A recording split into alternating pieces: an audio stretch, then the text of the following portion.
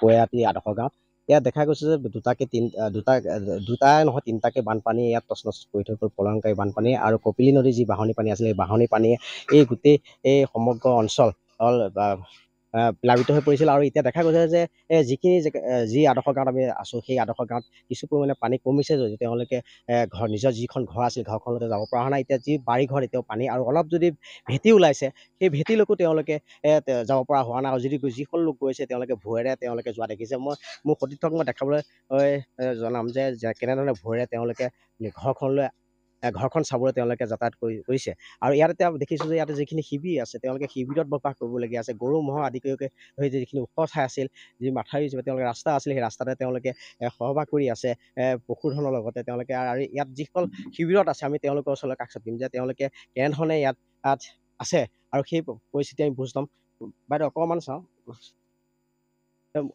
যে কি ক'ব যে আজি আপোনালোকৰ ইয়াত তিনিটাকে কপিলী নদীয়ে বানপানী আহিল বানপানীৰ সময়ত আপোনাৰ কেনেধৰণে আপোনালোকে ক'ত আছে ইয়াতে আছিলোঁ যেনে তেনে মানে মানুহকেইটা জীৱকেইটা বচাই আছোঁ আৰু পানীয়ে দুনিয়ে গৰুটো 3 দিন 4 দিন পানীতেই থাকিলে খাৰা হৈ কিন্তু গৰু খাবলৈ অহা নাই গছপাত কাটি কুটি যেনে তেনে দিছোঁ বিশেষ আমাক ৰাস্তাটো দৰকাৰ অনুৰোধ কৰিছোঁ আমি ৰাস্তাটো যাতে সোনকালে আমাক দিয়ে আপোনালোকে শিবিৰত কিমান দিন ধৰি পেলাই আছে শিবিৰ মানে আজি এমাহে হ'বহি এতিয়া তিনিটা পানী সোমাই গৈছে এমাহে হ'লহি এই শিবিৰত যে আপোনালোকৰ যিখিনি চৰকাৰৰ ফালৰ পৰা খাদ্য যোগান ধৰিব লাগিছে তেনেধৰণে আপোনালোকে পাইছে নাই পোৱা আমি এবাৰ এইটো পানীত এজন আহি পেলাই আমাক মম এপেকেট দিলে তাৰ বাহিৰে নাই পহিলা পানীটোত একোটাকৈ আমাক চৰকাৰৰ পিনৰ পৰা চাউল দালি দিলে আৰু একো নাই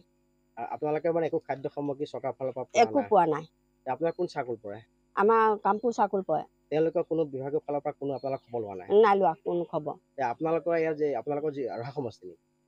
ৰহা সমষ্টি বিধায়কজন আহিছে নাই অহা কোনোৱে অহা নাই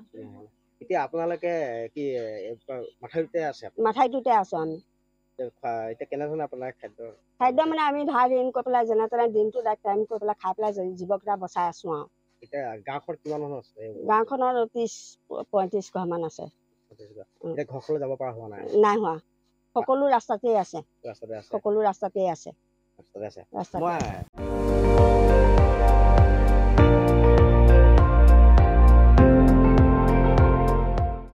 আপুনি চাই আছে ND24